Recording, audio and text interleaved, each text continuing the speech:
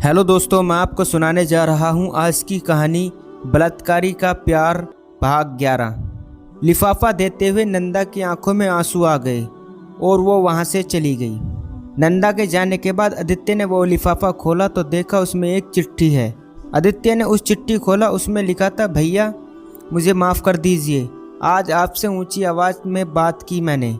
भैया उन तीनों ने मेरे शरीर के साथ मेरी रूह को भी छलनी कर दिया है। आज इन तीनों को कोर्ट से बरी होने से मैं हार गई। ये तकलीफ़ मुझे बर्दाश्त नहीं हो रही, इसलिए मैंने अपनी ज़िंदगी को ख़त्म कर रही हूँ। पर मेरी आत्मा को शांति तब मिलेगी जब मेरे गुनहगारों को सज़ा होगी। और भैया एक वादा करिए कि अब से आप न तो किसी लड़की के साथ गलत करेंगे और न ही गलत होने देंगे, क्योंकि जब किसी लड़की या औरत की इज्जत लूटी जाती है तब वो अपना सब कुछ खो देती है। आपने मुझे खोया, वैसे किसी और के साथ ऐसा होने के कारण आप मत बनिएगा। और भैया हो सके तो मुझे माफ़ कर दीजिए, आपकी प्यारी बहन अदिति। अदिति के खत को सीने से लगाकर फूट फूट कर रोने लगता है। थोड़ी देर बाद वो अपने आंसू पोस्ट और अपना फ़ोन निकालकर नरेश, आदित्य का सबसे अच्छे दोस्त को फ़ोन करता है और कहता है, आदित्य, नरेश तुमसे ज़रूरी काम है, कल घर आना। नरेश क्या हुआ, क्या काम है? आदित्य कल घर आ, तुझे सब बताता हूँ। नरेश ठीक है, मैं कल आ जाऊँगा। अगली दोपहर नरेश आदित्य के घर आता है तो आदित्य उसे अपने कमरे में ले जाता है। कमरे में आकर आदित्य नरेश को कोर्ट के फैसले से दिन से लेकर कल रात तक के आदित्य की सारी बातें बताता है और कहता है, आदित्य तुझे मेरी मदद करनी होगी। नरेश हाँ यार बोल, क्या करना है? आदित्य हमें सबूत इकट्ठे करने होंगे। आदित्य के सुसाइड नोट के साथ 1-2 सबूत हो जाएंगे तो मेरी बहन जीत जाएगी। नरेश पर कैसे होगा? आदित्य विशाल तो किसी हालत में मुंह नहीं खोलेगा और उन तीनों के अलावा मुझे नहीं लगता कि कोई इस बारे में जानता। तो अब बचे रंजीत और प्रदीप। नरेश हाँ, पर क्या वो लोग कुछ बताएंगे? आदित्य ऐसे तो कुछ नहीं बताएंगे, पर कुछ तो कमजोरी होगी उनकी। तो तेरा ये काम है कि पता लगा कि किसका ईमान कच्चा है। नरेश मुस्कुराकर, समझ गया, डोंट वरी, सब मुझ पर छोड़ दे, आखिर अदिति मेरी भी बहन थी, उसके लिए मैं कुछ भी कर सकता हूँ। आदित्य सोच में थोड़ा उदास होकर, पर मैं ये सिर्फ अदिति के लिए नहीं, किसी और के लिए भी यह करना चाहता हूँ। और उसने आंखें बंद की, 2 आंसू की बूंद उसके गालों पर लुढ़क गई। नरेश वहाँ से चला गया। करीब 10 दिन बाद नरेश आदित्य के घर वापस आता है और बताता है, नरेश मैंने पता किया, रंजीत बहुत ही सख्त चमड़ी का है, वो किसी भी हाल में मुँह नहीं खोलेगा और वह विशाल का सबसे जिगरी दोस्त भी है। पर हाँ, प्रदीप की कमजोरी शराब और पैसे है। अगर ये दोनों चीज़ें उसे मिल जाए तो वो किसी का भी सगा है। आदित्य गुड जॉब मेरे भाई, लेकिन उसका मुंह खुलवाना आसान नहीं होगा, क्योंकि इससे वो भी फंस सकता है। नरेश की तरफ देखते हुए, हमें उस पर भरोसा करना होगा। नरेश वो कैसे? आदित्य ये काम भी तुझे ही करना होगा। सबसे पहले तुझे उसकी इस बात का भरोसा दिलाना होगा कि तूने मुझसे दोस्ती सिर्फ मजबूरी में की है। तुझे मेरी दोस्ती से कोई मतलब नहीं है, तूने सिर्फ अपना स्टेटस मेंटेन करने के लिए मुझसे दोस्ती की है। नरेश ओके, आगे। आदित्य इसके बाद तू उसकी कुछ फाइनेंशियली हेल्प कर देना, फिक्र मत कर, उसके पैसे मैं ही तुझे दूंगा। नरेश के हाथों से इशारे करते हुए अपनी आंखों को आधा बंद करके समझाते हुए।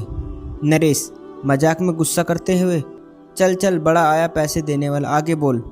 आदित्य और बीच में तू उसे ड्रिंक भी ऑफर करना, जब पूरी तरह से पक्का हो जाएगा वो तुझ पर पूरी तरीके से भरोसा करता है, तब हम अपने प्लान को अंजाम देंगे। नरेश समझ गया, तू फिक्र मत कर, हम दोनों भाई मिलकर अपनी बहन का मौत का बदला लेंगे। आदित्य के प्लान के हिसाब से नरेश प्रदीप का भरोसा जीतने के लिए उसके पीछे लग जाता है। प्रदीप एक नंबर का अय्याश लड़का था। कई लोगों से उसने पैसे उधार लिए थे अपनी अय्याशी पूरी करने के लिए। नरेश ने उन सब के पैसे वापस किए जिन जिन लोगों ने प्रदीप से ने उधार लिए थे, और बीच बीच में नरेश उसे ड्रिंक भी ऑफर करना था। तभी वो प्रदीप के घर जाता है तो कभी उसको अपने घर बुलाता। धीरे धीरे प्रदीप नरेश पर विश्वास करने लगता है। फिर एक दिन ऐसा आता है जब प्रदीप पूरी तरीके से नरेश पर विश्वास करने लगता है। अब वक्त था प्रदीप का कन्फेशन रिकॉर्ड करने का, और इसके लिए आदित्य और नरेश ने मिलकर नरेश के घर पर कैमरा और ऑडियो रिकॉर्डर सेटअप किया। फिर आदित्य वहीं छुप गया और नरेश को प्रदीप को लाने को भेज दिया। कुछ देर बाद नरेश प्रदीप के साथ लाया। इधर इधर की बातें करते हुए उसने प्रदीप को एक लार्ज पैक दिया, जिसे पीने के बाद प्रदीप को नशा होने लगा। मौका देखकर नरेश ने फिर उसे एक लार्ज पैक दिया। अब प्रदीप पूरी तरह से नशे में था। आदित्य का इशारा पाकर नरेश ने बात शुरू की, नरेश यार लेकिन सच में विशाल, रंजीत और तू तुम लोगों ने क्या सबक सीखा है इस साले आदित्य को?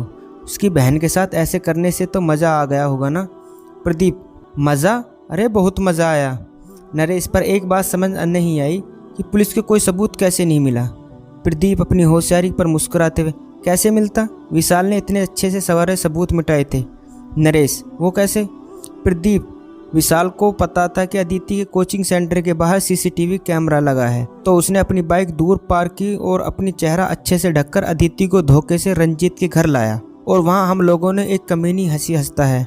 फिर हम सब ने अल्कोहल से सारे फिंगरप्रिंट, यहाँ तक कि उसके नाखून भी अच्छी तरीके से साफ कर सारे सबूत मिटाए। और विकास ने जो कपड़े और जूते पहने थे और जिस कपड़े से चेहरा ढका था उसे भी जला दिया। उसकी राख को रंजीत ने अपने घर के पीछे गार्डन की मिट्टी में अच्छे से मिला दिया। तो सबूत कैसे मिलेंगे? नरेश, वाह कमाल, पर ये सब तो बाहरी सबूत थे जिसे मिटाना आसान था, पर कोई डीएनए सैंपल क्यों नहीं मिला? प्रदीप, विशाल को डर था कि शायद अल्कोहल से अंदरूनी सबूत ठीक से मिट ना पाए, इसलिए हमने निरोध का इस्तेमाल किया था। आदित्य ये सुनकर गुस्से में अपनी मुट्ठी बंद कर लेता है और गुस्से से उसकी आंखें लाल हो जाती है। उसका मन होता है कि अभी जाके प्रदीप का थोबड़ा बिगाड़ दे, पर वो अपने गुस्से पर काबू करता है। और नरेश भी ये सब सुनकर गुस्से से लाल हो जाता है, पर खुद पर काबू करते हुए कहता है, नरेश भाई मान गए, क्या गजब की प्लानिंग थी तुम लोग की। प्रदीप, हमारी नहीं विशाल की। ही इज ए जीनियस गए।